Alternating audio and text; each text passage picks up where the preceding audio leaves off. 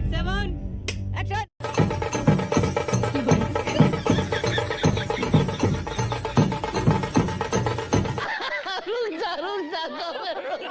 तो भैया देखा, जब से मोदी जी सत्ता में आए हैं तब से भारत की संस्कृति पूरी दुनिया भर में सांडों की तरह फैल रही है। क्योंकि देखो अब विदेशों में भी ढोल ताशा बजाया जाने लगा।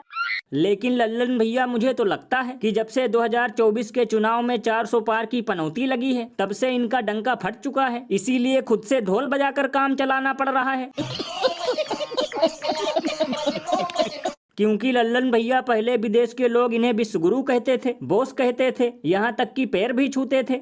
लेकिन आजकल तो इनके अपने ही एयरपोर्ट पर छोड़ने और रिसीव करने तक नहीं आते, और कुछ लोग तो नमस्कार भी नहीं करते। ये बिल्कुल सही कहा आपने। वैसे भैया शुक्र है मोदी जी अकेले सिंगापुर गए हैं, अंध भक्तों को लेकर नहीं गए, वरना ये ससुरे वहाँ की मस्जिद में भी मूर्ति खोजना और उसके सामने मुजरा करना शुरू कर देते। गजब बेइज्जती है। बताओ, यहाँ महंगाई बेरोजगारी की वजह से लोगों का खाना कमाना दुश्वार है। मणिपुर के साथ साथ देश भर में नफरत बेशुमार है, नारियों पर हो रहा लगातार अत्याचार है। लेकिन उसके बावजूद भी देश का चौकीदार हर महीने विदेश घूमने को तैयार है। भैया इसीलिए तो लोग घनघोर बेइज्जती करते हुए ये कहते हैं कि ये ढोल जादुई ढोल है। अब देखना, इससे देश की बेरोजगारी गायब हो जाएगी, गरीबी दूर दूर तक नजर नहीं आएगी, मणिपुर में शांति का माहौल जगमगाएगा और सबके खाते में 15 नहीं सीधे 30-30 लाख आएंगे।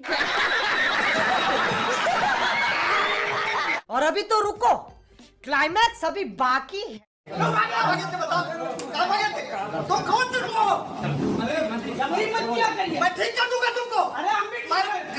आप मंत्री हो कि इस तरह इतने तेजस्वी लोग हैं हमारे पास, कितने शानदार विचार रखते हैं जी। तो भैया देखा, लगता है ये वाले नेताजी तो स्मृति चाची से भी 2 कदम आगे हैं, क्योंकि उन्होंने तो सिर्फ इस पत्रकार के मालिक से बात करने की धमकी दी थी, लेकिन ये तो ऑन द स्पॉट ठीक करने की धमकी दे रहे हैं। भक्त लोग तो चूतिया हैं, चूतियों को क्या बताना है हमें।